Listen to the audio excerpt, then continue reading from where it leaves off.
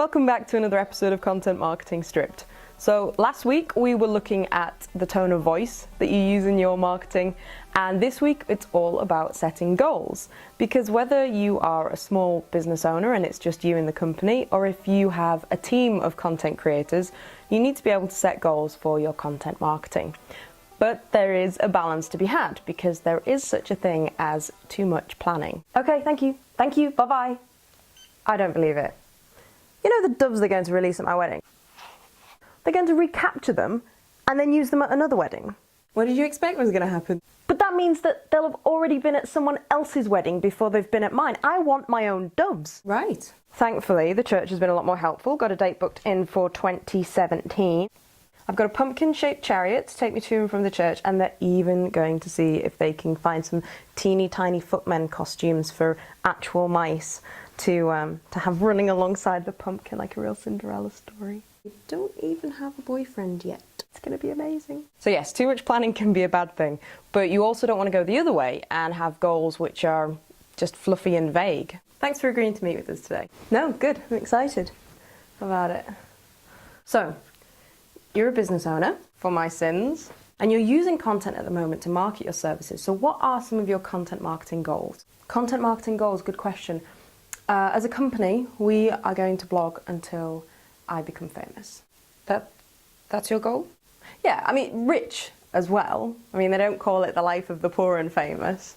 So rich and famous. And your plan is to use content until you become famous. Someone else who's famous will see me, pick me from the crowd, like Springsteen picked Courtney Cox.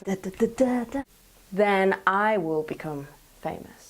So your entire goals are just to become rich and famous. And successful. Rich, famous, and successful. Just 3 goals. I like to keep it simple. Sounds a little bit vague. Not vague at all. In fact, if anything, it's brilliant in its simplicity.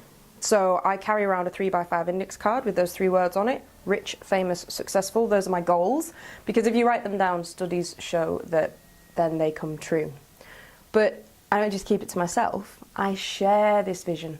So in all of our company meetings, all of our boardroom get-togethers, I make sure everyone else in the company knows this vision, understands it, so that we're all pulling in the same direction to help me achieve my goals. But are you getting this? It's a big part of the vision. It's where it picks her out of the crowd and makes her famous. Minute this. I don't know how to minute this. Are you getting this? And your plan to achieve this is blogging, webinars, infographics. The vision for the goals may be very simple, but the plan to get there is actually very complex.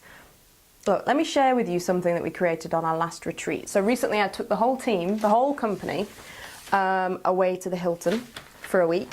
And we created this plan. Let me hold it up here. I don't know if you can see that. So here, this is the first bit of the plan. This is where we create epic content.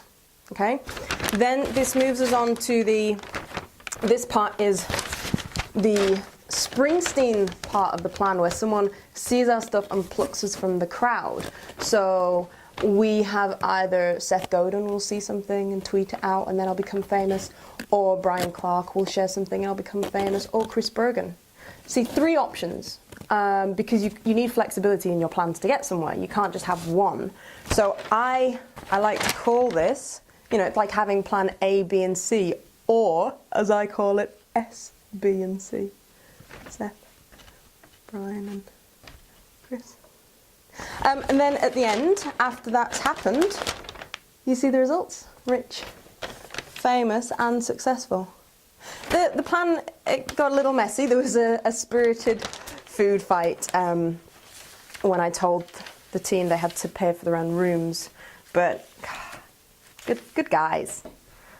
Good guys. How will you know when you've achieved these goals? What does rich, famous, and successful look like to you? What does it look like?